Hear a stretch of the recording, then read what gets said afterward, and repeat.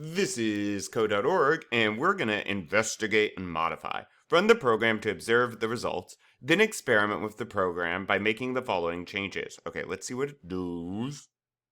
Adult. Why, thank you. All right, in my console.java, change the argument in the method called check age to different values. Okay, 7. I bet you're not an adult anymore. Yep. Let's see. Let's go over here.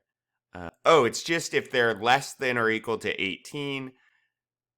Oh, interesting. So less than or equal to 18, it's going to drop into here. If there happen to be 13 or under your child, 14, I guess, to 18 is a teenager, and then over 18 is an adult.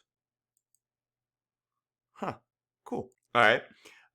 In the age checker, look at the code for check age. Just did that.